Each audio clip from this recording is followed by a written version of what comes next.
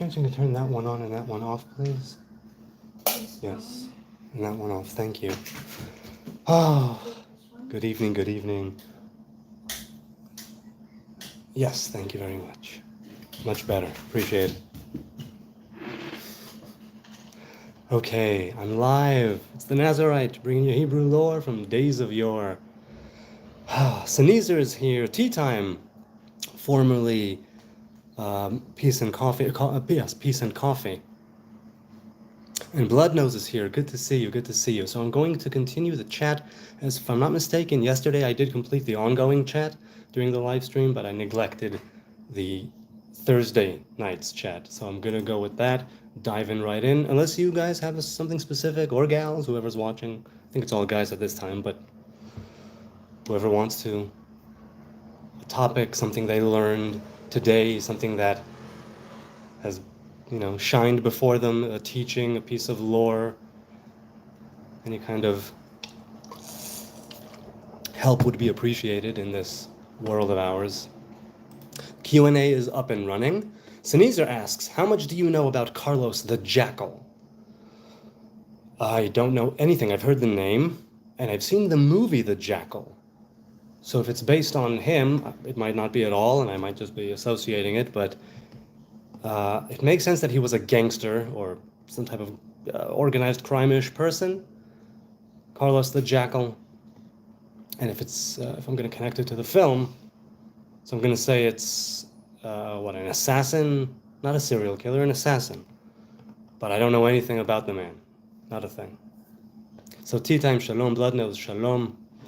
Let's see. So on Thursday, again, I didn't go through the whole thing now before I went live. In fact, I'm doing it at 9:30 and not at 9 because, it was a lovely family gathering and I wanted to stay a bit later. Let's see. Kyle said, a British guy by the name of Chamberlain made concessions to preserve peace during the 30s and he failed drastically. Now, Kyle says this. I'm sorry, I don't remember the context. Let's see if I can go back up a bit. Maybe he said something. What was going on in the chat at the time on Thursday? I'm not sure. I don't even know I picked a question here since I don't remember precisely where we stopped on Thursday. Okay, but... Oh, here, question from Jesse Links at the time on Thursday. He asked, bro, question, why do Christians say Hashem is 3? When Torah says he is 1. I'm not a Christian. You'll have to ask a Christian why they believe. I know that there is a difference of opinion, a kind of dispute or controversy regarding the nature of the Trinity. I have heard that different denominations put their spin on it or claim the origin in a way. And I know that I know this from George Carlin, something about the Roman Catholic Church, or the Irish Catholic, the Catholic Church at large, but he was Irish Catholic, born to Irish Catholicism. And he said that they have preserved, the mystery of the Trinity, he called it.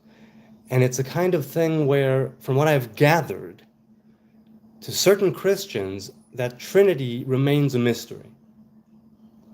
And I see God not as 3, right? I see God, I don't know God. All I know is how God reveals himself to me, right? Through the 10 Sfirot, through this life.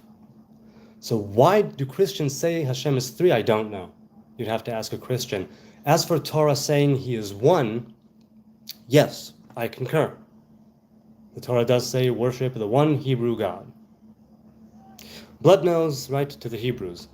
Blood Nose says to Sneezer, good and evil cannot be discerned here. Right, so they were referencing something earlier in the chat. Let's see if there's anything right here. Okay. So a few people here. Dad joke time, says Blood Nose. I just read a book about Stockholm Syndrome. It was pretty bad at first, but by the end I liked it. Memem or Rabban Gamliel bullying Rebbe Yoshua. Reading Beryl Wine's writings on the Mishnah, right? So I brought up the Mishnah and the Talmud yesterday. The fact that they even had to be written down is something that was not desirable, to say the least. Hi, you speak Hebrew? Ken, אני דובר עברית. Shalom. Zevi king. Is it Tzvi or Zevi? So I don't know. I don't know Wine's writings on the Mishnah. I know only the Mishnah that I've been taught, right? And it's rabbinic, orthodox, mainstream, classic Mishnah. So if you're talking about Reb Yehoshua, I don't have enough knowledge of the Talmud in order to give you the overlying context, and I don't have enough of a grasp on the times. I mean, Second Temple era, sure.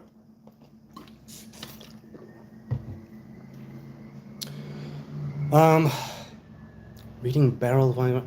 Well, look, if you're talking about the fact that he told him, come to me on the holiday of atonement on Yom Kippur, if I'm not mistaken, you know what? I'm sorry, let me back up.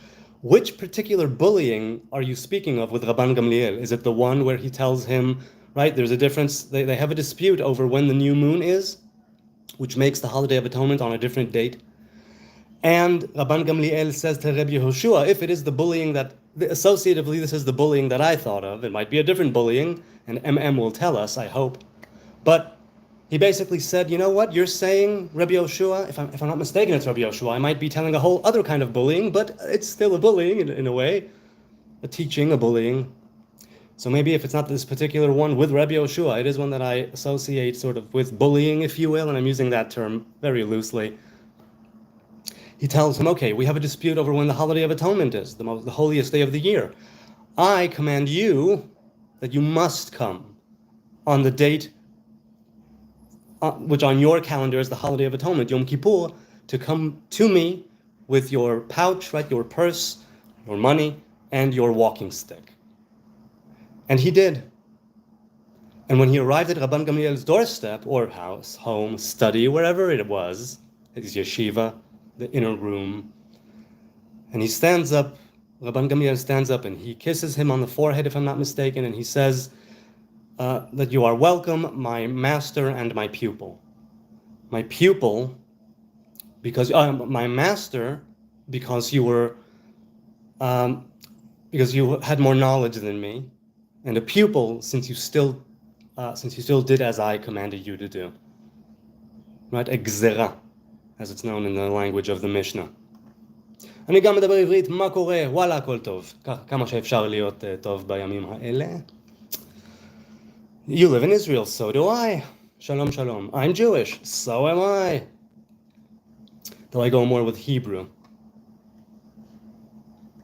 Yodidiao, hello Yodidiao, good to see you here. Sir Otto Egg, good to see you here. Who else is here? Samule Sibio, hey bro, what's up? It's all good. And we have SK Russell here with many flags of Palestine. All right, SK Russell, this is an open forum. If you want to actually say something instead of spamming flags, I'd be delighted to hear what you have to say. If you can be civil about it, bonus points. The Dunk Gate, wait, I'm sorry, so let's go back up. Do smoke cigarettes? No, I do not, Sir Otto Egg. While I do have the occasional cigarette, and I mean occasional, I never bought a pack in order to smoke it, let's put it that way, and I'm not a social smoker. I smoke when I feel like it. Yodidiao Hanachman says, do you think of Elohim as your father? I think of, wait, do you mean Elohim in the sense of the amorphous God, or do you mean the name Elohim in regards to father? Right, with the Elohim is usually attributed to certain divine revelations and father to others. So I'll answer both. I don't think of Elohim as my father because of the nature of the name and what it represents. But I do think of Yah as the father, and I use Yah a lot more than Elohim, I think, in day-to-day language. I mean, I use Adonai more than that. But, and now the other part. Do I think of Elohim as my father? I think of Elohim in whatever revelation it is that I am either trying to invoke or which comes to me. Meaning that Adonai, the revelation of God, right? King, father, judge, partner, lover, right? According to the prophets. You know, therapist, physician, good friend, never enemy. So do I think of Elohim as my father? I think obviously certain revelations are very fatherly-like, and I've been very blessed to experience this more and more in my life, quite possibly even more since I became a father. So, yeah. So neither says to Yod, Elohim are a group, right? It's plural, and father is singular. Yodidiah says, if you think you understand the Trinity, you don't understand the Trinity. Haha. Right, there's a mystery about it. That's at least what some people say. It's a mystery, says Yodidiah. Do you think of Adonai as your father? So once again, I think it's the same question. Are you speaking of Adonai Yod Hei Vav Hei? Are you speaking of Aleph Daled Nun Yod? Those are different revelations. And if you're speaking once again very plainly, do I think of God as my father? Yes, I think of God as my, all of those things that I listed before and many others. Avraham Sofer, Shalom Alecha Avraham, Erev Tov. The fish gate, sheep gate, mikvah gate, mikvah. Now look, I thought about the gates. I didn't have time to research it and read the proper Mishnahs, and I don't know it offhand. But I do know that the Levites would be the keepers of the gates. One very famous Mishnah that I love is one. Is it from Tamid? Probably. At any rate, it's from the Mishnah. Now, the Levites were the keepers of the gates, and they were the minstrels, right? Singers and musicians, conductors. They would assist the priests with certain other duties, but that was assisting the priests. Their Levitical duties proper were keeping the gates and being, music and everything that entails. A priest of whatever week it was for that priestly family, because they would, anyway, I'm digressing into a priest would go about and circle the temple and would go to different gates. And he would approach a gate and say, Shalom Alecha, right? Hello. And if the guard did not answer, he would go in there, right? If he was asleep, if he was sort of nodding off, then the priest he had permission to swat him with a stick. And if it's really bad, he can even burn his clothing. And I don't know if this was ever done or not, but the Mishnah continues, every now and then, the priests would say to one another, well, what is this sound in the temple?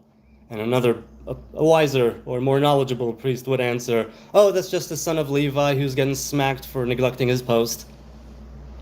So the gates, I don't again recall the number or the names. I do know that there were certain gates where those who are bereaved, those who are mourning, they would come through and pass there. Those who are on their wedding day would come through and pass another. I'm trying to remember, since I definitely learned it at the time. And like I said, this is why you ought to repeat stuff. I can't remember the last time that I repeated any teaching which mentioned the gates of the old temple, or temples.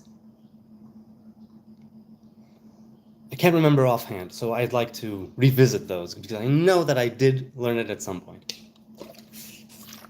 But that Mishnah about, oh, that's just a Levite getting smacked in the middle of the night, I love that. Also, having served in the army, the guard duty can be dull. Gate of Shechem, right, so you're naming gates, but I'm wondering if you're naming the gates, obviously, of the out of the wall of Jerusalem now, right, of the old city, 8 gates if I'm not mistaken, but the gates of the temple were not the same gates, again, unless I'm mistaken. Yo, Eskerasel, get the hell out of here. No, Zevi, let him be, if he has something to say. What better place to say it than the internet? Let him belt it out. In which city do you live? Anna min Yerushalayim, I'm from Jerusalem. Ani mi Yerushalayim. Zion. Ir HaKodesh. Haha, the bullying incidents where he made him stand for the really long period of time in front of all his students. Okay, so now 2 things. First, elaborate, please, because I don't remember that offhand. If I ever learned it, I don't remember that offhand either. And so give me a source. I'd love to read that. And I'm wondering now about the name of the rabbi in the bullying, if you will, that I mentioned, I suppose Rabban Gamliel, he was a great sage and a great master.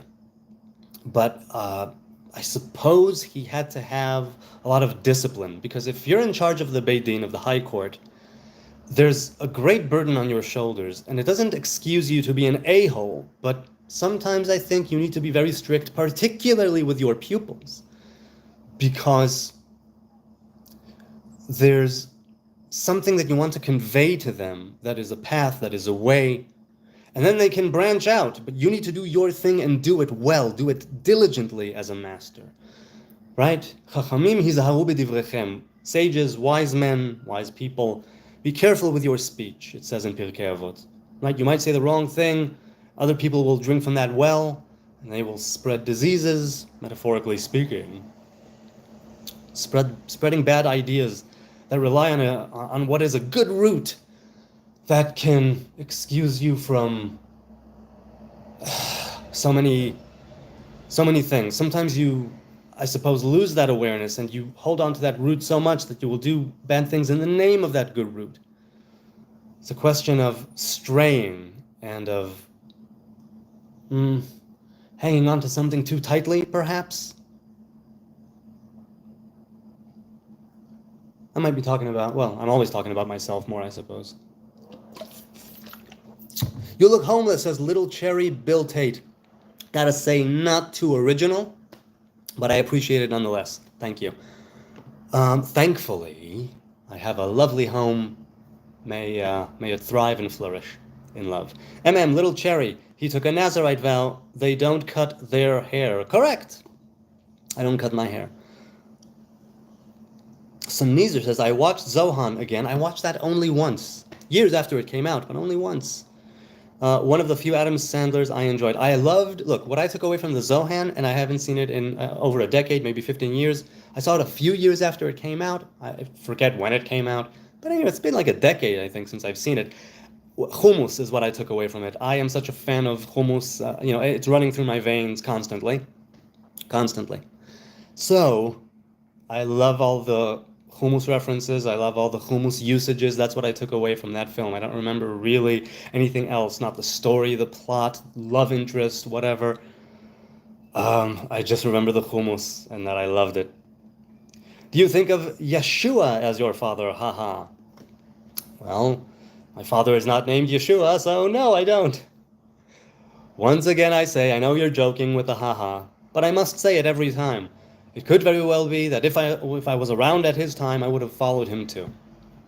But that's it. He's a sage. He died, like all the sages of his time. Not as homeless as I look, says Ariel Marshall. Oh yeah? Are you challenging me to a homeless off? Why, I could do things with this thing that you haven't even seen. Why, I'll give you homeless. Ki ata avinu, ki Avraham lo yadanu, v'Yisrael lo yakirenu, ata Adonai avinu, go'alenu me'olam shmecha. Perfect. Right? Adonai, as it's written like this, with this nikud, symbolizes the sun. Not the sun with a U, the sun with an O. The male divine presence. And for the groom to then become a father, that's a step up, right? Because that's Yod He Vav He, and that's Ya. It's the beginning of something which is later manifested in Yod He Vav He. And that's Chochmah, right? Me'ayin timatzeh. That's something like unknowable, right? Avraham lo yadanu v'Yisrael yokerenu ata Adonai avinu go'alenu me'olam shmecha.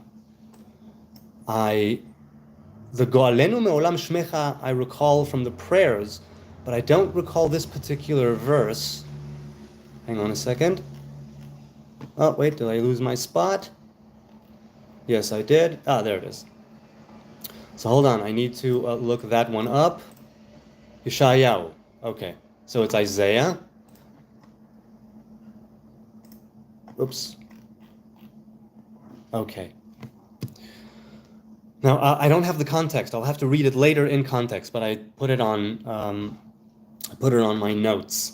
Free Palestine. I agree. Thousand. Free Palestine from those bastards Hamas. Free them. Free us from Hamas.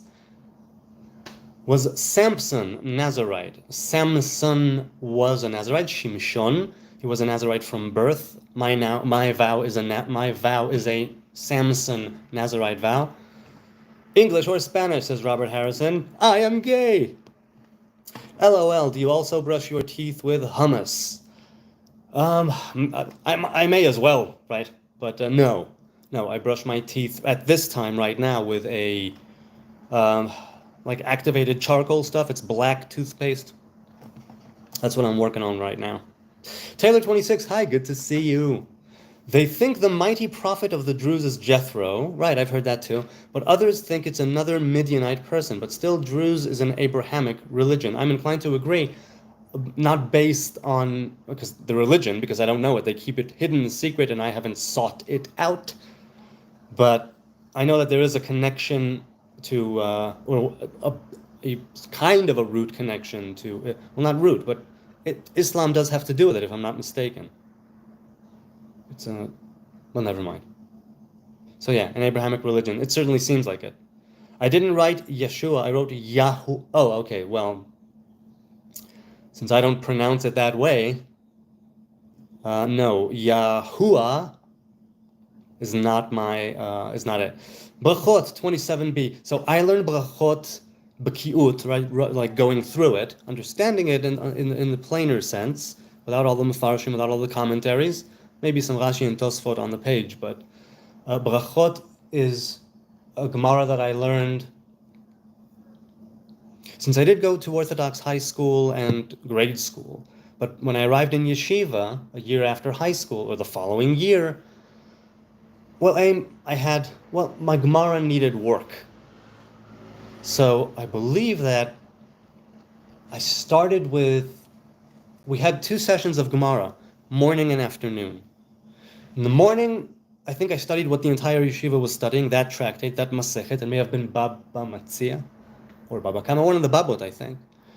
And I was learning B'ki'ut, right? That was Iyun in the morning, going in depth. In the afternoon, I had, if I'm not mistaken, Brachot. So it's been 22 or so years since I had Brachot, right? Since I read Brachot from beginning to end, I believe. So I'm going to read it now.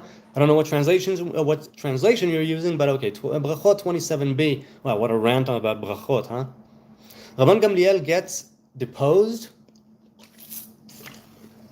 and replaced by Elazar ben Azariah, Rabbi Elazar ben Azariah, after the students got upset for his treatment of Rav Yoshua. Well, there you go. Don't be a bully. Taylor 26, I wish we knew more about the Jews, but they are cooler since they keep things secret. I know, I hear what you mean. Arup Roy, hello, love from India, love back at you. More love in the world. But to be clear then, asks Yodidiahu, Yahuwah Yodhei Wauhei is your Yeshua? Wait, what do you mean? If by Yeshua you mean salvation, it means that the name Yod-Hei Vav-Hei, it speaks of salvation being the fact that it's beginning to end. It's the tip of the Yod and the Yod-Hei Vav-Hei. They say that in the world to come, it will be a mirror image of Yod-Hei Yod-Hei.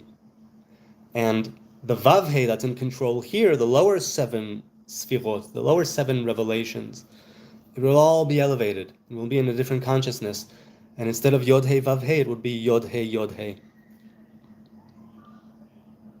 Right? Yeah.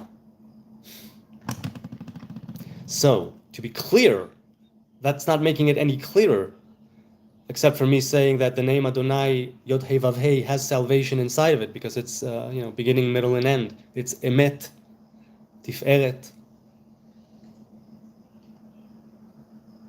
And yes, definitely. Jews will win, says Teddy Tumblr. What will we win? Is there a cash prize? Is it a lifetime supply of water?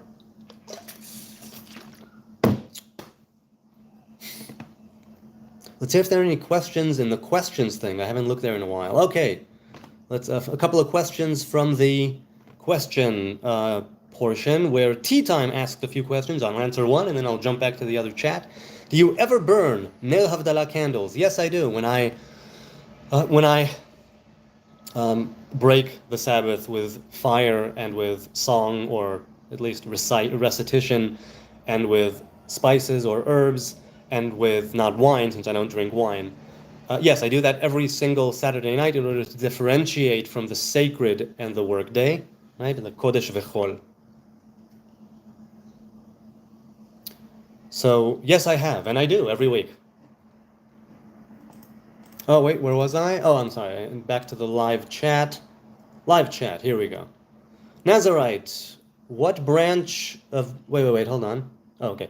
Nazarite asks Taylor, what branch of Judaism do you do? Or do you not have a label for your Judaism? No, I don't. Whenever somebody asks me that, I say, I'm a Hebrew man, Am Haaretz, a man among my people, no more, no less. So, Orthodox Judaism, modern Orthodoxy, will always be my home, and I say that every time. And I still have a home there, if I choose to return. But I've stepped away from strict halacha, as I've said. So there's no, I'm doing my thing. I'm doing my thing. The foundation is definitely rabbinic in nature, but I'm doing my thing. I don't have a label. I'm just a Hebrew man. Very simple. MM says, Drew's religion is a combo of all Abrahamic religions, plus reverence to Greek philosophers and other stuff we don't know because it's hidden. Well, combining the wisdom of Athens could certainly work for certain people as a nation, right? They say that it's modern day Western society is some say Jerusalem and Athens, and some say Rome and Athens, and some say three of them, or maybe in other places it's other cities, but that's what I've heard. So I wouldn't fault anybody for incorporating Greek or Roman thought into their, there are no absolutes, but certain elements for sure are ones that you can. I mean, didn't the Rambam revere Aristotle, right, if I'm not mistaken? Or was it Socrates? Taylor 26, I've realized that I believe in the Abrahamic God, but I'm not Jewish or a Christian. I'm not a Noahide either. I read the Hebrew Testament and the New Testament, but I can't call myself either one. Now, are you looking for an organized religion? Are you looking for a path that has been laid out for you by those who came before you? Are you looking to do that for a while and branch out and do your own thing? Are you looking to only do your own thing? I find no fault with somebody who's doing his own thing. Organized religion, it has its wonders and its mysteries. It has its lovely rules and regulations and laws, that burden of responsibility, that taking on of a yoke. It's not very clear to me that somebody who is not born into a religion would choose to take on an organized religion, a strict one at that. Or not a strict one, but simply to take it on. Because then it's you doing your thing, but still you decide to associate yourself with some kind of group, community, us, we, Anash, Anashei Shlomenu, people who are our well-wishers. But I like that, Taylor. I like that you realize that you believe and you're doing your own thing. I think if you are called to any specific path, that you shouldn't be quick to step aside, and I think you need to investigate if you're interested in going into organized religion.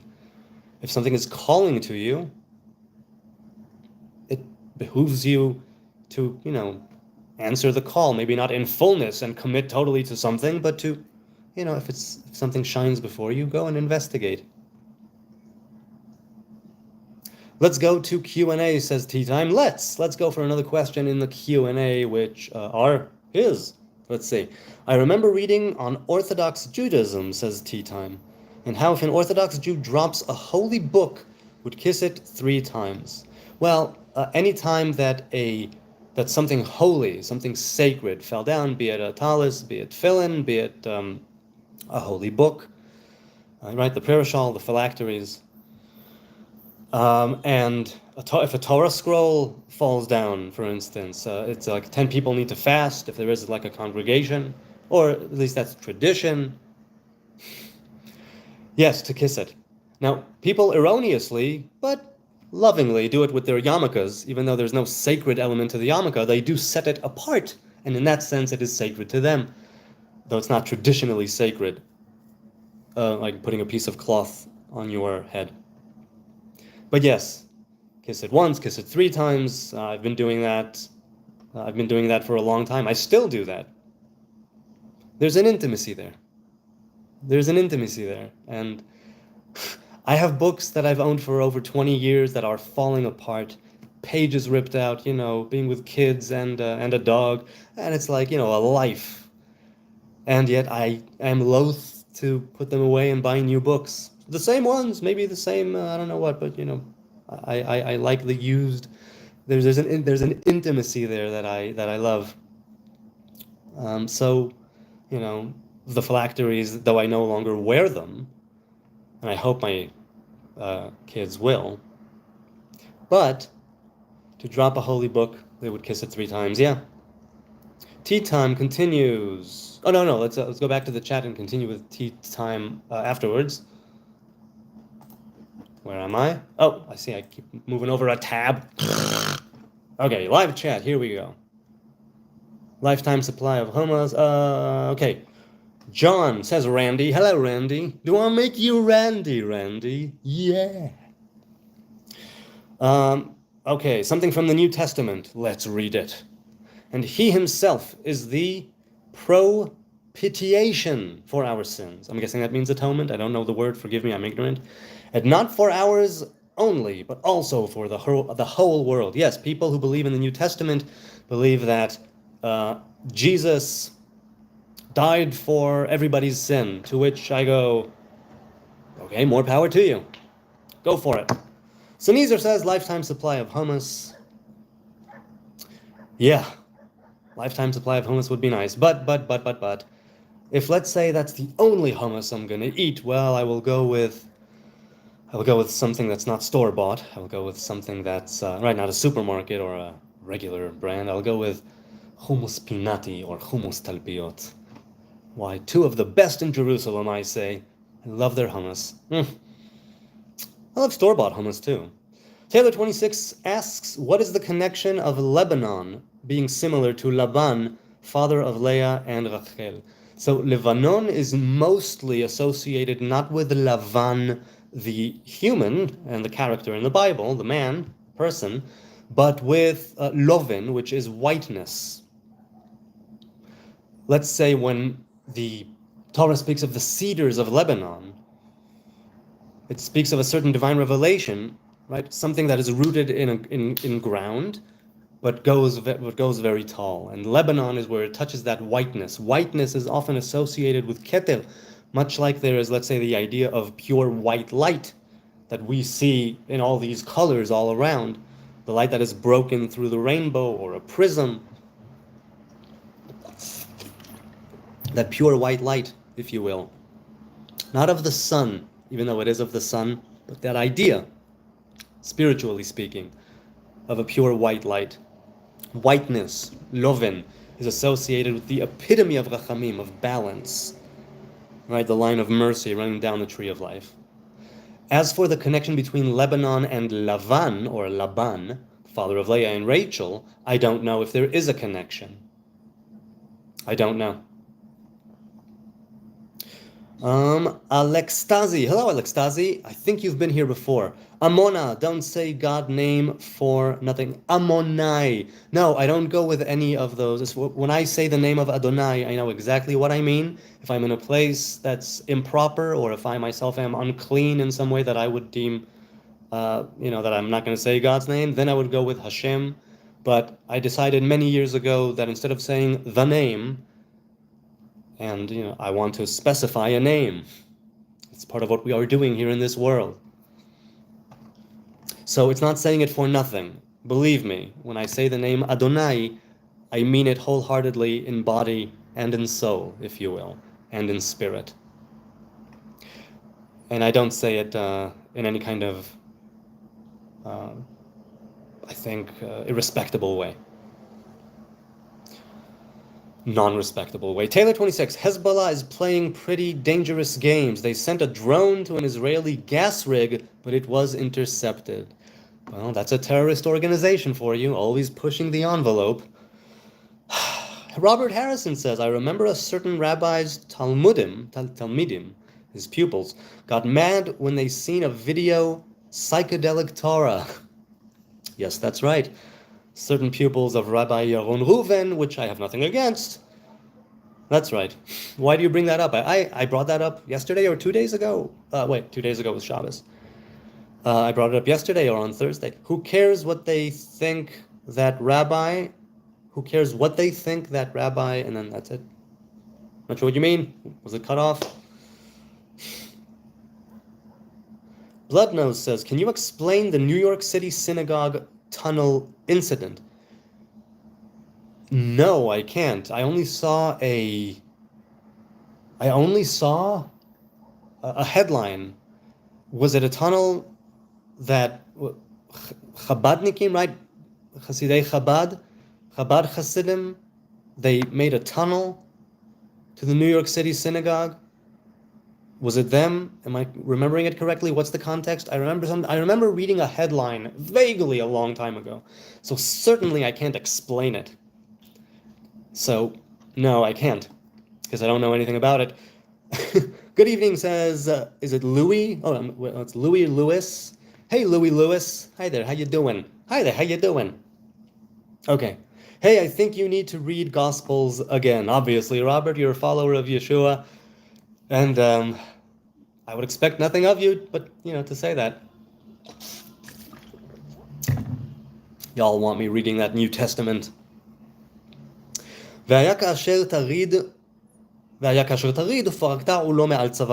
Right. Which means, basically speaking, that when you go up, he goes down. When he goes up, you go down.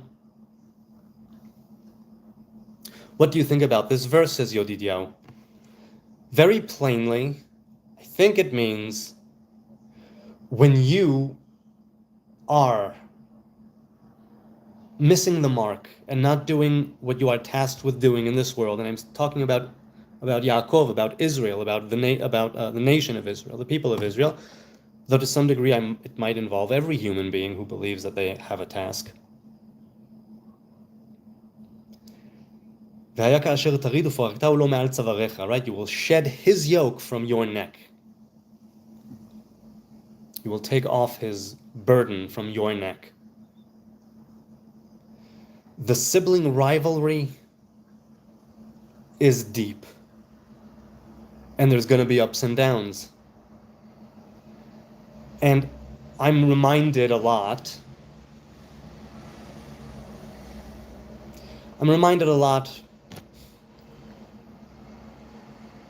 where Esav, right? If I'm not mistaken, it's Esav who gets this one. Wait, let me oh, whoops. Oh, come on. I can't. There it is. Sorry, I'm cutting and pasting here. Yes, it's the one that Esav got, as I remembered. There's going to be ups and downs. It's sibling rivalry. What do I think about it? I think it's proven itself true. And I also think that there's a reconciliation of Esav and Yaakov that's still looming, that's still waiting. That's what I think. I like Judaism, says Taylor, and I do try to take the 613 laws as practical wisdom because they are divine laws. But since I'm not Jewish, I do not wish to do Passover or wear tzitzis. Right, nor should you, because if you're not part of the Hebrew tribes, those are not your commandments. You have different commandments. Alextazi, right? But the highest commandment, be a good person. Don't not be a good person. Alextazi says, truly, I'm not religious. My mom is. But I'm 100% believe in Elohim and the Torah. I know I have free will from God, and I'm doing what I know that's right. That is a lovely sentiment, Alextazi. Good for you. More power to you. That's a really important sentiment and statement. It is. Taylor 26 continues, one Torah law is, do not mix linen and wool. Linen is from the plant, and wool is from the sheep. There needs to be some space between the plant kingdom and animal kingdom. Right, there's datzcham, as it's known, domem tzomech chai medaber, which means mineral, vegetable, animal speaking. In the future, it is said that we will all be bumped one up, elevated one step up. And those who are speaking will become more. Boycott the Olympics, asked Robert. May I ask why? Because I haven't watched a single thing. It's not usually my bag. But why boycott the Olympics? What's going on there? Don't tell me. Without me knowing. Protests against Israel. Lots of cheating. I don't know what. Let me know. Enlighten me. I am ignorant of the Olympics. As far as I know, the priests were able to mix the fabrics and do their work on Sabbath. Yes, there is the ritual worship, which, right, Dochet Shabbat, basically, it's something which you can do it on the Sabbath. That is a special prerogative of the priests and Levites and Israelites who are in service. Yes, they could. And I love that idea. I love that idea because it's still understanding that we are in this world. And unlike, right, when we abstain from labor, from melacha, then we have a me'ein olam haba. We have a taste of the world to come, where there will be rest and serenity. And this does not mean life. This does not mean after death, right? But talking about after the tree of life. And the idea that the priests do their work on the Sabbath, it's this connection, right? Because when the temple was around, there was a unity of Kudsha Brichu Shchinte, right? Of the male and female divine presence. Hello, welcome back. Can you lock the door? Please turn off the light outside. Can you please lock the door, turn off the light outside? Welcome. Sorry about that. Thank you. Okay. So yes, work on the Sabbath. Yes, what they were facilitating is something which will later they were carrying out with ritual worship, right? With religious ritual worship, with animal slaughter, and with the grains, and with the wine, and with the water, and with the oil, and with everything. Every chatat, every asham, every olah, every todah, every kind of sacrifice. There was a divine revelation that they were channeling through into this creation, and it was bringing the male and female divine presence together. And to do the work on Shabbat, that's when there is an even greater unity. That's where there is, that's where we go up one stage, what's called a neshama yetera. We have like an addition to our being on Shabbat. And the priests would work there because they were, not paradoxically, but the ritual worship and what they were bringing into the world, it was the very thing that would enable Malchut to rise, right? To have the daughter, the bride, become a mother.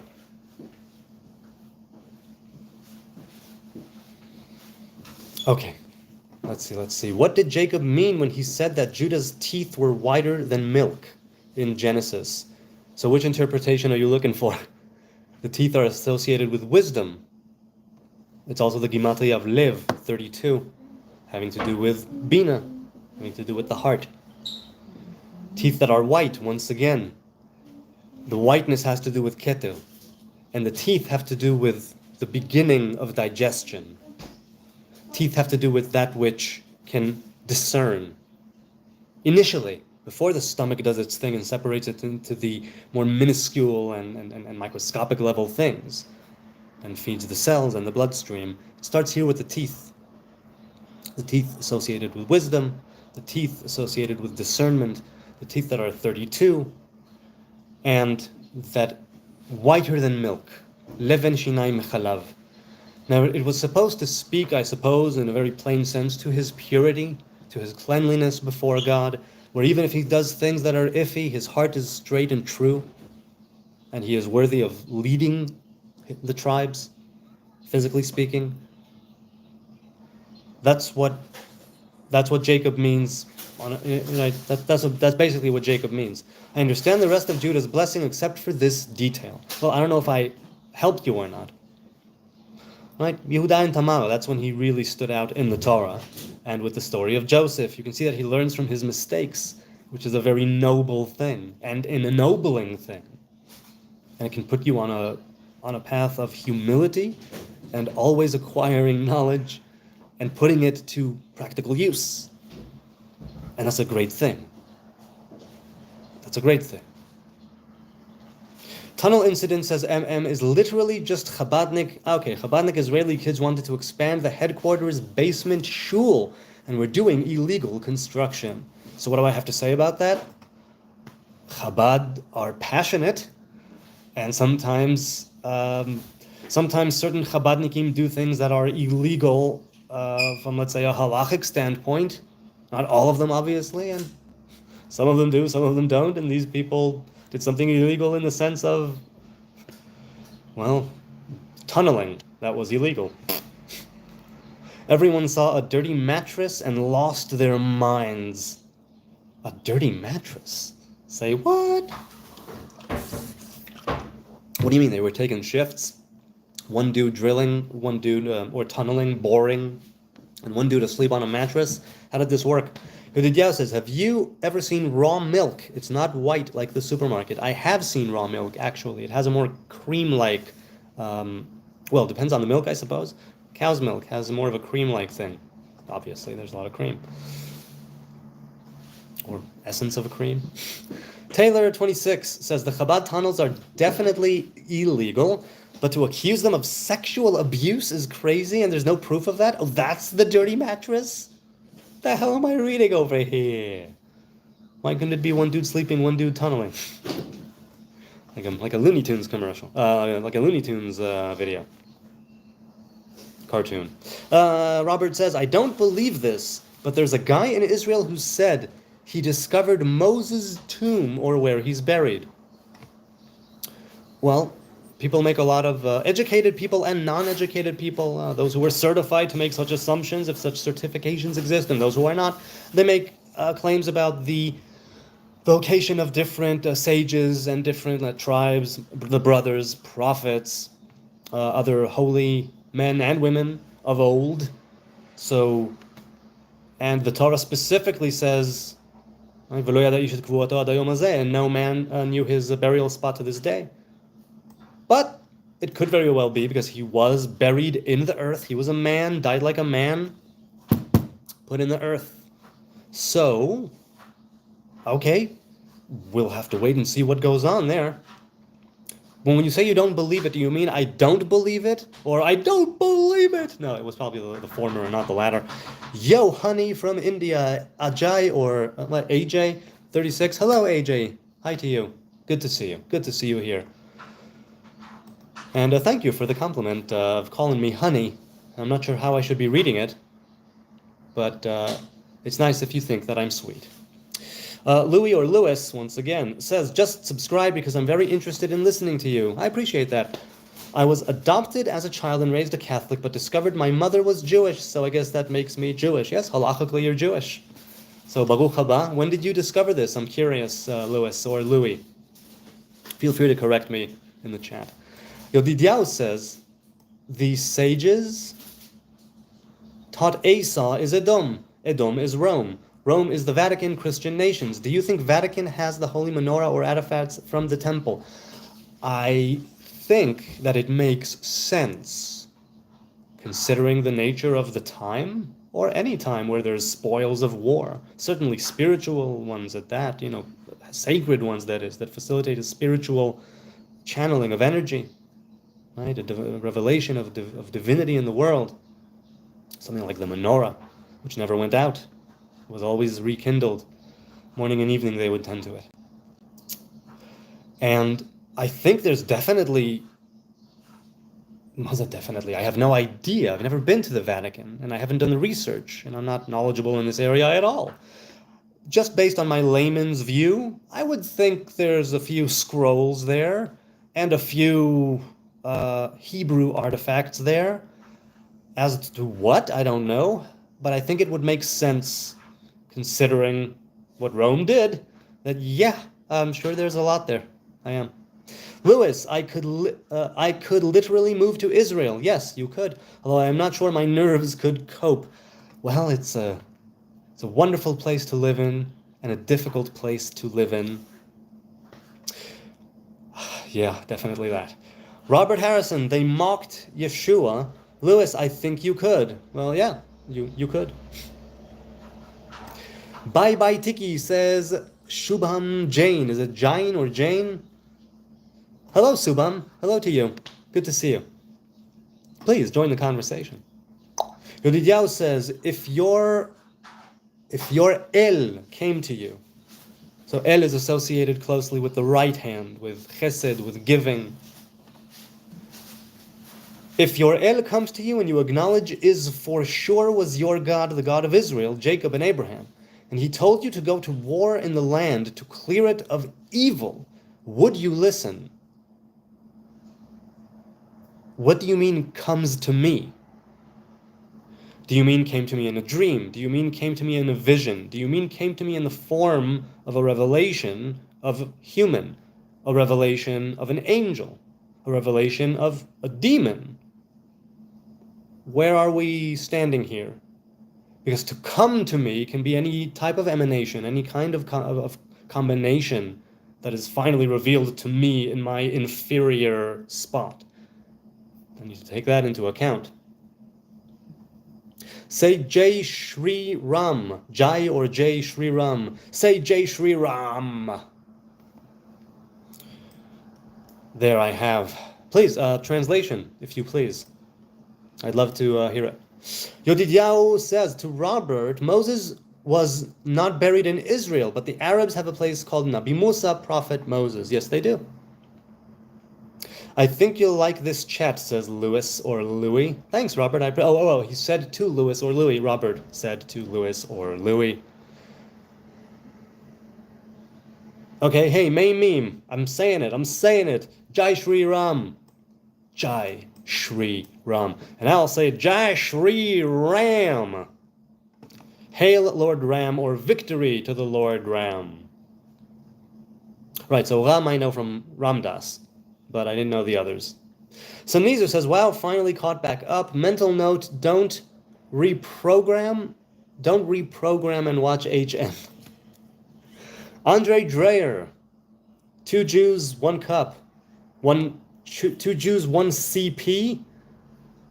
This is taking a very dark turn, man. Let's just continue. Literally that. Taking shifts. When they got arrested, the police were emptying this tunnel, and there was a dirty mattress that became a conspiracy around taking children into the tunnel. It's awful. That is... Well, I wouldn't put it past anyone to blame a Hasidic Jew for anything. You know, some would consider them strange, foreign, eccentric, archaic. So, I mean, I can see why people may think that. Lewis says to Robert, it's pretty chill, which I like a lot because I get anxious and dislike drama, etc. Hey, I don't like drama either. Leave it to people's respective mothers. Lots of children came out of the tunnel. Hey Siri. Wait. Are you talking about minors' children or minors' children? No. Children or young adults? I mean, because I thought it was. Never mind. I have a hard time believing, says Robert, Rome is Esau. Okay. That's fair. Is there something linking them, like, in a way that's unbreakable, or no? As far as I know, I don't think there's anything conclusive linking them. But I might be wrong. Are you under the impression, asks Taylor, that Joseph and Judah have an equal rivalry? Or is one truly better than the other? Oh, it's a rivalry that is supposed to come to an end in unity, in the same way that the tree of life starts at a root and splits and comes back to the root with a line down the middle. We split, let's say, into the kingdoms of Judah and Israel. We have Mashiach ben Yosef and Mashiach ben David. We have that duality. And we also have the middle path, the path that runs straight down, crown to kingdom. And that's the one that we will end up in. That's the one that we will rejoin, right? I mentioned, right? Ezekiel and the two pieces of wood, bringing them together. One king ruling both kingdoms. And there will be no two kingdoms. It will be one kingdom, one king. So, as for one truly better than the other, I think they play different parts. I think they have a different revelation, let's put it that way, where it's, while Yehuda and Yosef, they represent a higher and lower facet of the torso, of the middle sphera, of Tiferet, let's say. And Yosef is associated with Yesod. Yosef is associated with the covenant. Yosef is associated with the penis. And that is the organ which has a negative side of the urine, of the excess. And it also has the immense task of bringing new life. So that also is a kind of duality, and in that sense, there's no one better than the other. In that very sense, I would say, Yehuda and Yosef, they have a common root, and they go in different ways, and there's a rivalry for sure. It is an equal rivalry when you come down to it. That's what I think. No, Esau is father of the Arabs. Satan fathers Rome, says Sennheiser. So in the New Testament, it's Satan that fathers Rome? Or am I thinking of, or are you bringing a different sort of teaching or lore from another faith? So I know that some Arabs, at least, claim their descendants from Ishmael, Ismail. But it may be a different Ishmael. I have no idea. MM says, I think the Romans definitely had the menorah. Look at the Ark of Titus, yeah. But I am sure they melted it down and used it to make other things and desecrated it. Right, hence it wouldn't be in the Vatican. Yeah, I hear you.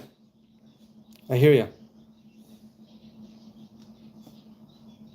So it's Lewis. Okay. I discovered my Jewish heritage several years ago, so no need to apologize.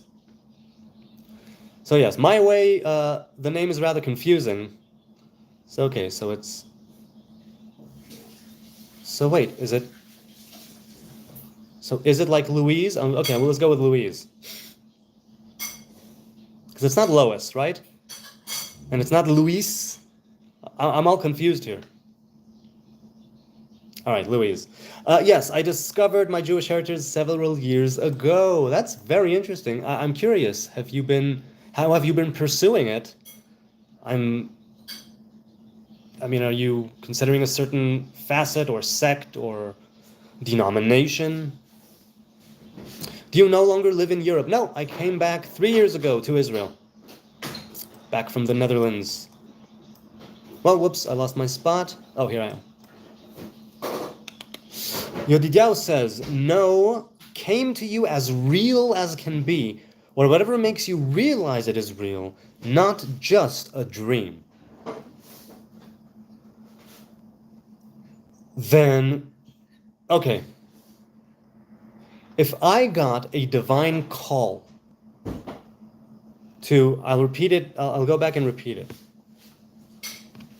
He says, if your El came to you, Yodidiao asks, and you acknowledge is for sure was your God, the God of Israel, Jacob and Abraham, and he told you to go to war in the land to clear it of evil, would you listen?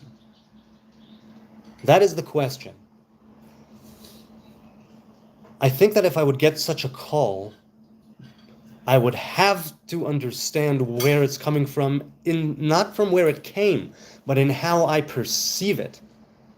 Because my lenses change how I see reality, physically and spiritually. And if I'm going to send that energy, let's say, right, coming from top to bottom, from bottom to top, if I'm going to do something in the world in the name of God, listening to a divine calling, I'm going to have to be exceedingly sure that I'm doing the right thing for the right reason, because I don't trust my motivations, since I am good and evil. And I do wear glasses. My vision is imperfect, and so is my spiritual vision, and I need to be absolutely sure. Which means that I won't necessarily ask for a sign. I won't necessarily say, "Do come to me again." First, I will consult with a few people around me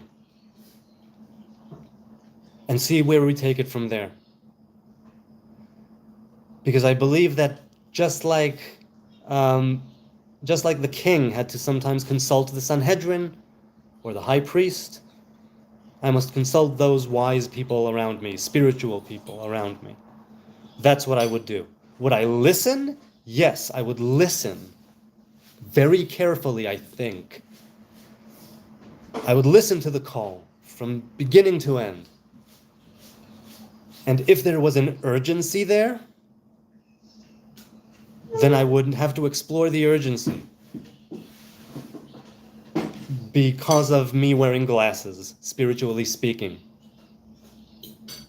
I wouldn't trust my motivation, even if I know that it's God, because it's only a revelation of God. It might be a real revelation, to be sure, a very high one, perhaps, very close to the Creator, but not quite. That kind of jaw-dropping, sky is open revelation. I'm telling you from similar experience, if you will, where I felt a calling, that's how I would go about it. Because I know that I'm faulty and frail, and I fail all the time. Every day. Miss the mark here, miss the mark there, don't do this, do that. I would want to be absolutely sure. So would I listen? Yes. Would I act on it? Maybe eventually, yes. That's what I think. Let's continue. Josh Sri Ram says means glory to Rama. It's a Hindu proclamation of faith. Glory to God. Hakavod le Elohim hu. Right? Kavod itself is also a revelation of God. Kyle, hi, good to see you again. Were you here before? Did you just join? I think I read something from Thursday that you said, but either way, good to have you here on this lovely, fine Monday. What is your opinion on Israel abandoning South Lebanon? I think that at the time, the politicians said it had to be done, and so the army complied. I think that when the Second Lebanon War broke out, I was still in reserve duty. And I wanted for the first few weeks to be called back. And a few weeks later, when the war ended, whenever it was, some weeks later, I said, thank God that they didn't call my platoon in. Thank God. I have a very narrow vision. I don't follow current events too well. I don't follow the news too closely. I read headlines and maybe a bit more, but I don't know what's going on. Which means that, what do I think of it? I think that soldiers were dying all the time in southern Lebanon. I wouldn't know enough to say, because I joined the army after we had already left, though I was reserve duty. I did there once or twice on the Lebanese border. So I feel that I'm just a regular schmo. So I don't have a very, I don't have a staunch opinion. I don't have a strong opinion about it because I'm not a statesperson or a military man. And I'm not very political. I know that soldiers were dying all the time. Those outposts were, it was not good enough, not good at all. Maybe we should have stayed there. Oh, Bob, what we did to the army of South Lebanon, Tzvadrom Lebanon, I did not appreciate that. I was following that a little closer after the war ended, and I mean, not after the war ended, what I mean. Let's continue. I don't have a strong opinion because I don't know enough about it. I know that people were dying all the time, and that it was just awful. Sadly, I have to go for a while, so we'll stay in lurk mode. All right, Louise. I'm assuming it is Louise. Mahi Singh says, fucked, California, California. Mahi Singh, okay.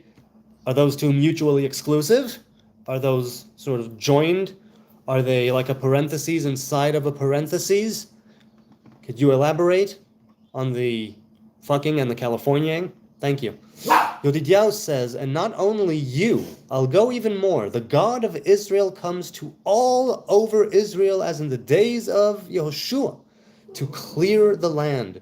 Would you listen and go to clear the land as commanded?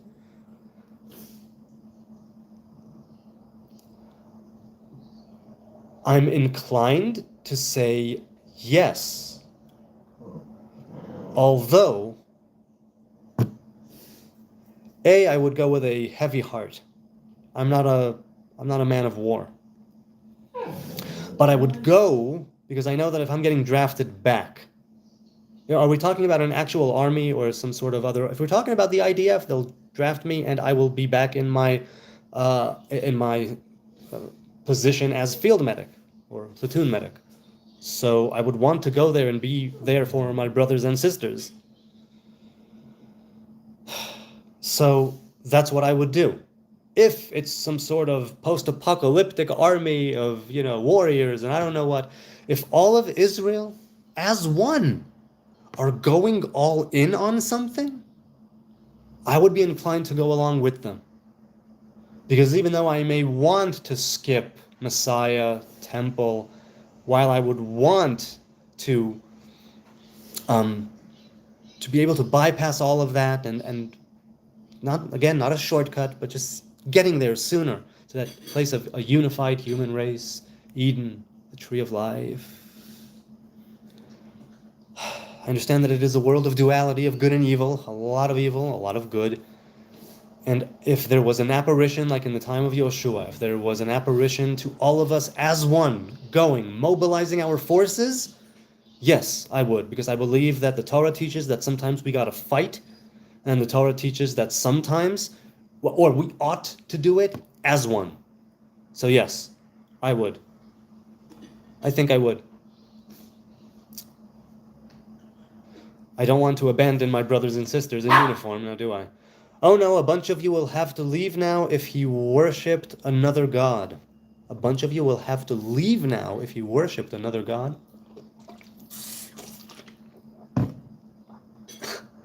Okay, maybe it's just because it's late, but I don't quite get it. Let me read it again. A bunch of you will have to leave now if he worships another god. What? Because I'll come and clear out the evil? Kyle says, says, what was the Jewish practice of insanguating livestock as an execution method called? I don't know that word. Looking it up right now. To drain of blood. The Jewish practice of the blood and the salting and making something kosher has to do with the fact that blood is red. Red is associated with gvura, with fire, with judgment, with narrowness. The left hand, the hand that pushes away, the hand of judgment, the hand of din. I mean, there's lower and higher din, but something that ought to be put in balance. It has positives and negatives. So, what was it called? It was called, what was it called? Hotza'at Adam? What is it called? Shchita? Damn, I don't buy it. I don't know it too well. Oh, come on. Is it, I don't remember the Hebrew term. Hold on. Shchita ve... Dam.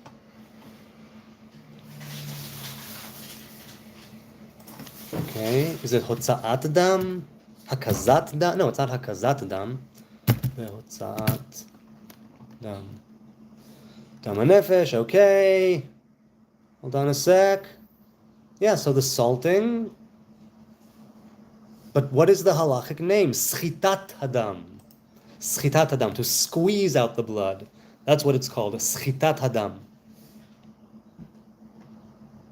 Squeezing out of the blood. I thought of a couple of others, but it's schitat hadam. Peter was the first pope, was also called Satan and Cephas, said Sneezer. He was called Satan even though he was the first pope? I'm not understanding that. And are you talking about the Catholic Church? I'm assuming they have a pope. Bloodnose says, being Jewish is a heavy task in an already difficult world. Look, being human is a heavy task. Consciousness is a heavy burden. Anybody who takes on a burden, anybody who takes on a yoke, especially of religion, every religion has its good sides and bad sides. If you're going to bring up religion, take on religion, and you're doing it for the right reasons, let's say, again, highly subjective. But, yeah, it's a difficult world for all of us. It really is a difficult world for all of us. Some more than others, obviously. I can't explain it, says Kyle, but watching or thinking about insanguination makes me extremely uncomfortable. Thinking about it makes my femoral artery area hurt. Right, that's down in the groin, if I'm not mistaken. Right, the fem. So, yeah, hey, you know what? As somebody who doesn't consume animal products, I understand why that would make you uncomfortable. Definitely understand that. Taylor says, I personally cannot get into the Kabbalah. Didn't the Zohar falsely say when the Messianic year was supposed to happen? No, it did not. I mean, I don't think Kabbalah is bad. It just isn't for me. Hey, it's not for everybody though. I say obviously it's for everybody, speaking of the lore of the tree of life. But not everybody can study it, wants to study it, is inclined to study it, is called to study it. Many people who speak in praise of the Zohar, and there have been many of them over the years. The beauty of the Zohar is that even if you just read the Aramaic without understanding it, just the formation of the words on your lips with the specific kind of orientation, with the specific order and the specific nikud, within a specific context, it already does widen the keyhole through which, let's say, divine revelation of a higher sort comes into the world. The Zohar has very special properties, they say. It's also closed with 1,000 keys, they say. Right, 1,000 gates. So the Zohar, as far as I know, did not falsely say when the Messianic year was supposed to happen. It can allude to it, it can kind of give hints to it, perhaps, but it usually would be quoting a source, a verse, and then going off from there. And second of all, if it has to do with destruction and exile, it doesn't necessarily need to happen. It also depends on which Messiah, I suppose. The final Messiah, a Messiah. So you don't think Kabbalah is bad, it just isn't for you. Hey, I totally hear you. Some people think it's not for them. Again, I'm not a Kabbalist. I'm a student of the Tree of Life. It just so happens that Kabbalistic texts are very clear about the relationships between the different revelations in the Tree of Life, the different divine emanations, the way that I ought to be mirroring them. They're very clear about it, and so to speak, as opposed to other books where it's kind of hidden, and it's an allegory, and it's in something which is not as clear on a plain level. I personally, I read that. What is Daniel eating? I'm not sure what he was eating when you wrote that. He seems to be eating something now, but I don't know what it is. That was yesterday. You're talking about yesterday. No, now. Yodidiao says, so when it goes, Shema Yisrael, Adonai Eloheinu, Adonai Echad. Hear, O Israel, Adonai is our God, Adonai is one. When it goes that you believe listening means just hearing and contemplating, who did Abraham consult about Isaac?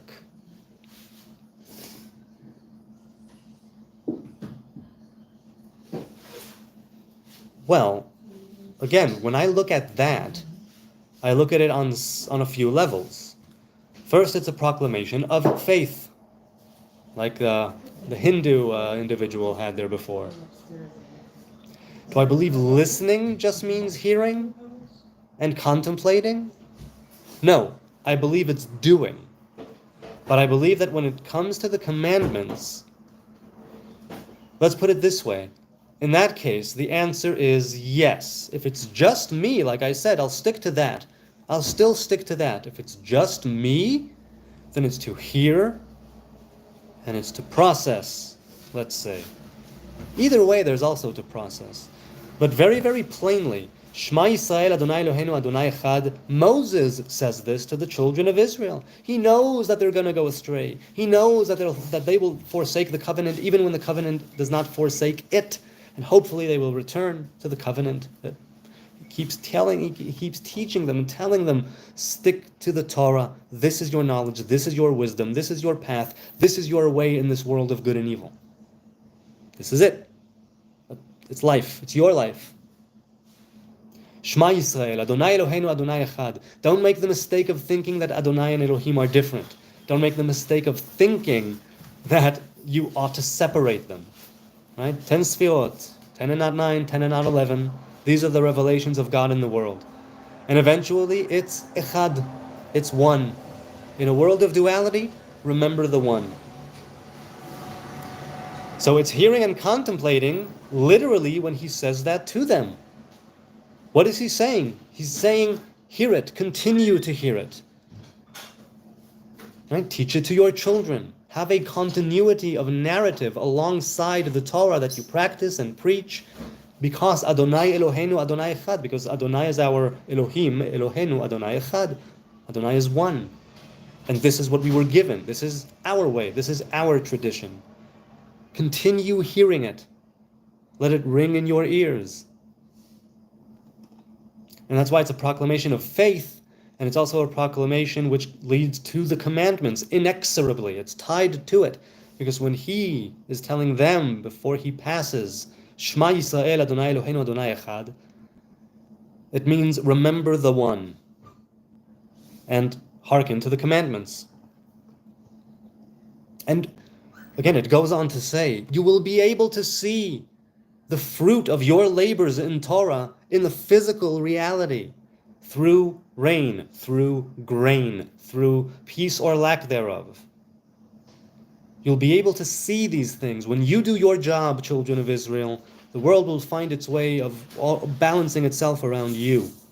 This is true on anybody individual, on an individual level. Right? We're the movers and makers and shakers of reality, be it children of Israel or the nations. Right? Human beings. That's what I think of us. So hearing, contemplating, doing. Yeah, it's tied together. Ariane, you were here before, if I'm not mistaken. Ariane, wait, is that a smudge or a Biarnia? I thought it was a smudge, but it was a J. Although there is a smudge there, I was right. 1 hour and 19 minutes. Maybe I'll go soon, but let's continue for now. Hey bro, English or Spanish? I'm gay. That's English or Spanish for you. L-128 USA Air Force. I regret I have but one life to give for my country. All right, Air Force. If you believe in reincarnation, why you can be reincarnated and become a G.I. Joe all over again. Well, never mind. Yodidiahu says, wait, so to be clear, you'll go when IDF calls you, but if God of Israel, master of the universe, you go seek counsel? This is a collective thing as opposed to an individual thing. If I'm called to serve my country, I believe that the essence of the country and the nation and the people, my brothers and sisters, despite its faults and wrongdoings, and there's plenty of them, despite that, it holds to something true, something that runs down from crown to kingdom, something that is physically and metaphysically, spiritually, mentally, it resonates with me as a Hebrew person to go and serve my country. When it's just me hearing the voice of God or seeing some sort of apparition, every now and then, okay, there's some rabbi, sometimes a Kabbalist, sometimes somebody who is considered a very deep and knowable and knowledgeable Kabbalist, a great cedar of Lebanon, who gets mixed up in sexual harassment and misconduct and heinous things.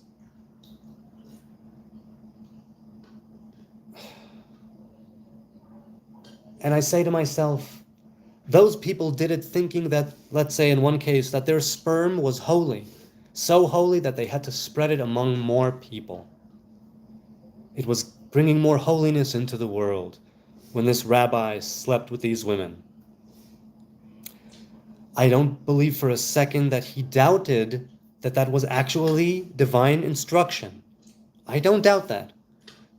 But what I do doubt is that it came from a proper source. By the time it comes here into this world, or any other realm, it breaks down already. It splits, right? Like that light going, like a white light going through a rainbow, or going through a prism, or a raindrop.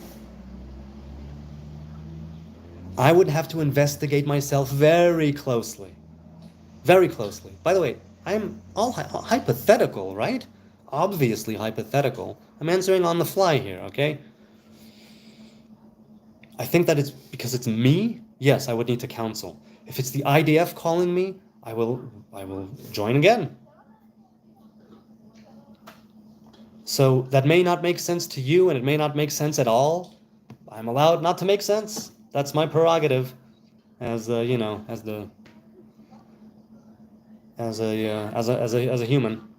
I would too, but I would listen right away if the Holy One, blessed be He, appeared before me and Israel. Haha. But then, says Yodidiaou, if the same God of Israel comes to Israel and says to not do the Shabbat anymore, would you listen to your God? Well, like I said, we have the precedent of the temple, where work would carry on in the Sabbath. And we, image of God, humanity, are supposed to be that temple.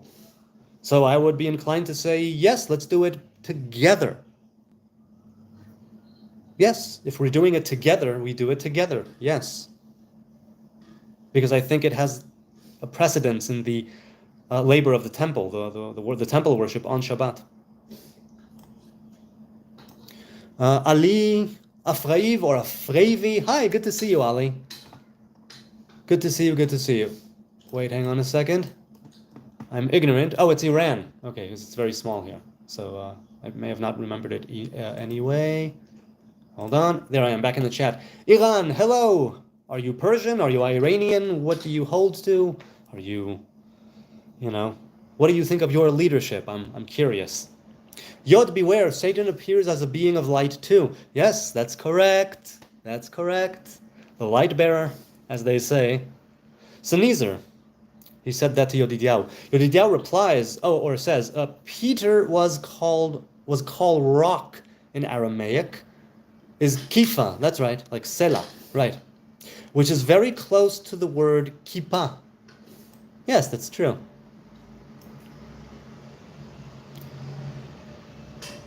Saniza says, HN, you don't understand why the Pope was called Satan because you only read the Gospel once. We keep telling you should reread it.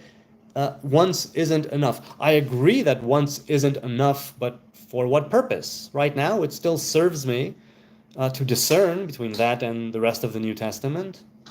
Just initially, after a cursory reading, as I said, going through it once. But I probably will reread it at some point, if only to have better understanding of the comments here in the chat, if they originate there. Because you guys are worth it. And to specify, says Sneezer, that doesn't mean all Catholics were bad, mostly just misguided, and there are many Christians who know to avoid Catholics. In other words, your problems with Christianity are basically paraphrasing Christians' problems with Christianity. Difference being they've seen the truth in gospel. Okay, so I share some views with some Christians, I'm sure, much as I share some views with Muslims, with Baha'i, with Rastas, and many others, Hindus, perhaps, Persians. I know it's a people, not a religion. Although, but people said that it's based on the religion of. No, never mind. Let's not go there. Sneezer says, and thus, despite the problems, it's still true. Okay, yeah, so they hold a pillar of truth, right, that they call the gospel. I hear you.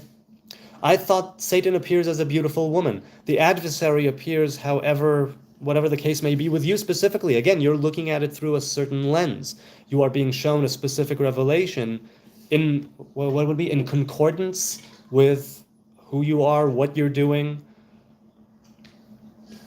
Yod said Sneezer. Satan body hops, may even manifest externally too, I don't know. I've heard you should study Zohar till you're 40, says.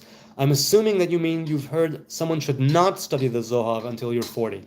For many years, there were different prohibitions and different constraints put on people who wanted to learn Zohar and Kabbalah at large.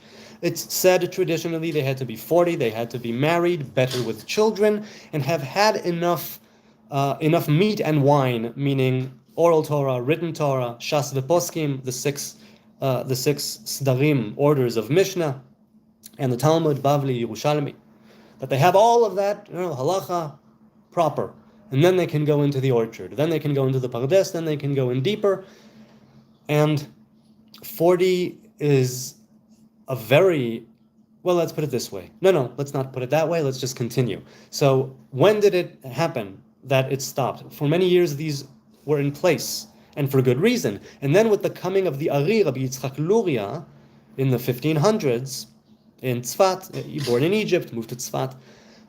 Late in his life, he died when he was 36, I think 36. So you should definitely study Zohar. At the very least, read it, if not study it.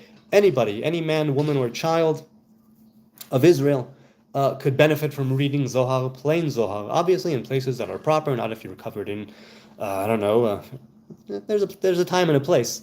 But everybody should be reading Zohar. Some people ought to be studying Zohar. And everybody eventually should probably study Zohar because it poetically speaks of great wisdom.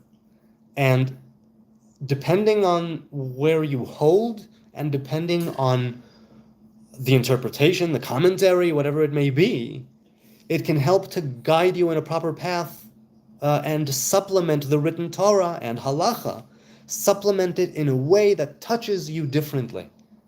It touches you differently, and I'll give you a classic example. In the Talmud, there's tashma, come and listen. In the Zohar, it's right when somebody is about to speak or explain something, right, a teaching. Tashma, come and listen. In the Zohar, they say tachaze, come and see. There's listening and there's seeing. Right? Seeing is believing, as they say. And there are many, many, many things having to do with eyes, specifically in the Lurianic context. And the light that was broken, the breaking of the vessels, it was the eyes, if I'm not mistaken. The point I'm making here is that the Zohar is something that ought to be studied, it ought to be read, and you need to be of a certain understanding, because I won't say level, and that's why I say you should study it with a master. But if even just you yourself reading it to sort of channel divine revelation and to channel more of that image of God into your being, to organize your mind more, right? To have that mind over matter thing manifest. The Zohar has that property, they say. It has that ability. The teachings that it speaks of it can touch you in different ways. One thing that is definitely the case is that if you're going to start, it's better to start with a master if study is about to take place, or else you could end up in a very, very bad spot, and you don't want that, or several spots.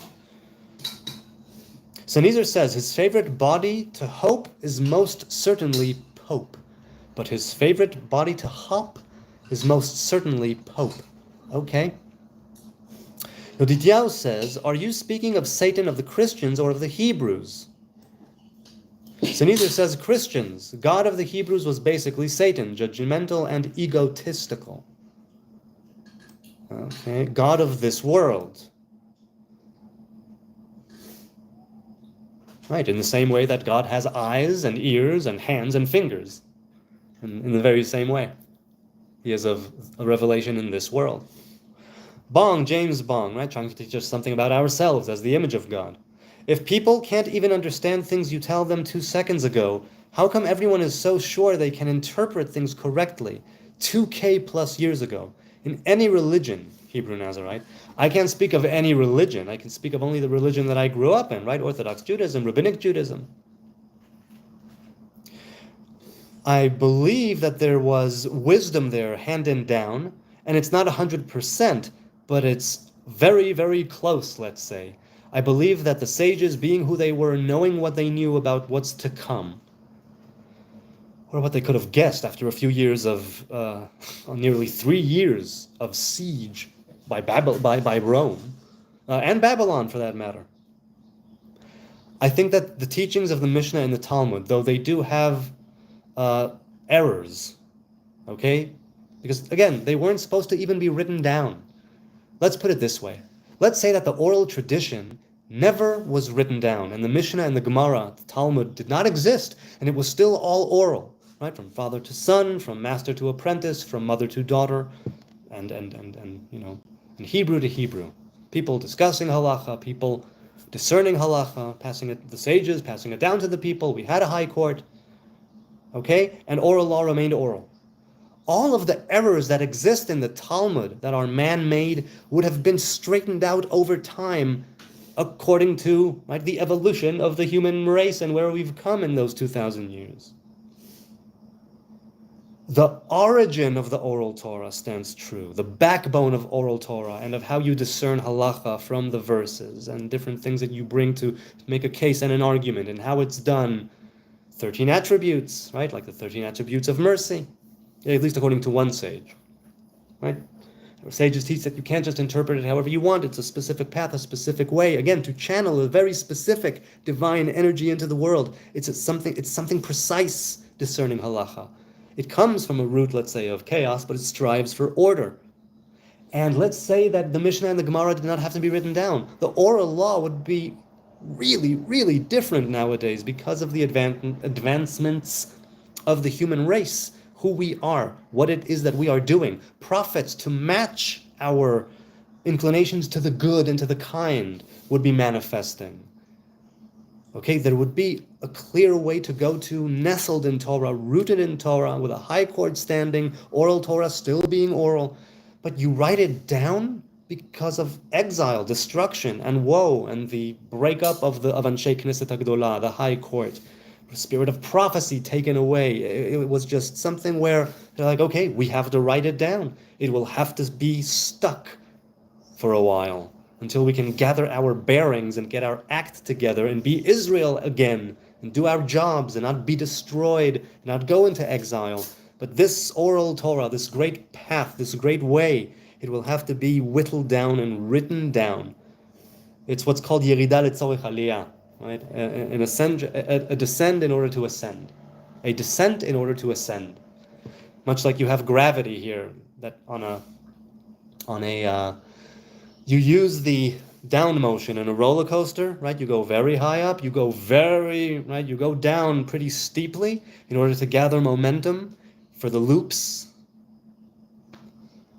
And it needs to just go down in order to make those loops. So many times, right, if you're talking about the beginnings of when the Mishnah and the Talmud were written down, back then it was still oral law. And it was like that click, click, click, click, click, click, click, click. Hey, there's a temple, there's a court, click, click, click, click, click, click, click, click. Oh no, everything's destroyed. Vroom.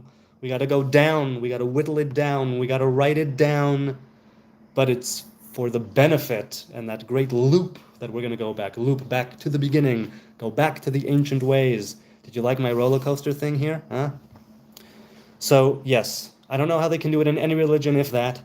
I know that the Hebrew people who follow Orthodox Judaism, there's a problem because we are stuck, because there is no court, and different restraints and different laws, regulations, gzerot, takanot, chachamim, different things that were brought down in halacha, you cannot undo them.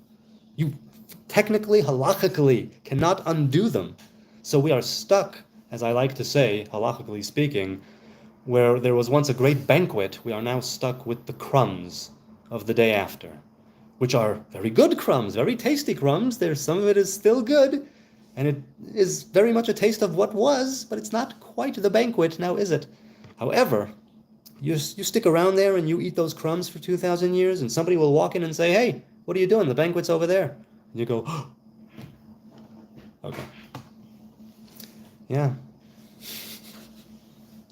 okay." Well, he is an angel, Gamer Storm. Hi, Gamer Storm. Nice to see you again, says to Sneezer.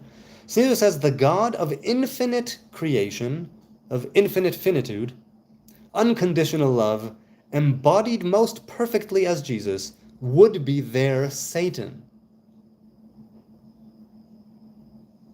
Okay, so the God of this world, Sababa, I think I understand what you're saying. I don't fully agree, or maybe I'm misunderstanding you. James Mogg says, Shalom, by the way. Hope all are doing well. We are doing here in this home, in this house, very, very well. Many people have it so much worse. I give thanks. I give praises for everything that I have, for your kind engagement here. Good people who have been with me over an hour and a half. Over an hour and a half. It might be time to say goodbye. It's already 11 p.m. I might have to continue this tomorrow.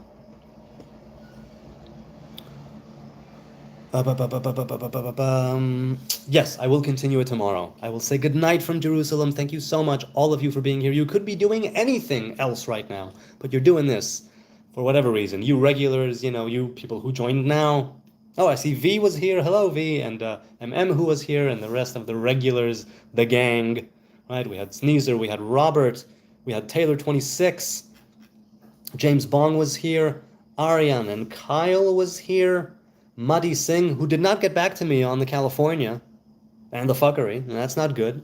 Yodi Diao,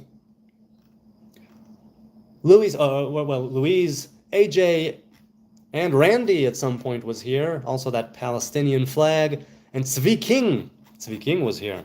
This was fun. I thank you so much for your kind attention. I thank you for your time. I hope that you get some, even a crumb of value from these conversations. I know I'm getting a lot of value. I love engaging with you good people. I love the dynamic nature of this live stream. It's a lovely way to end the day. It's a lovely thing to do, especially coming back from such a lovely gathering that we had now. And I thank you. God willing, I will see you tomorrow, 9 p.m. or 9:30. We'll see how it goes, but I think it will be 9 p.m. tomorrow once again, live from Zion. Until then, peace, love, harmony, mercy, good vibes, and good times.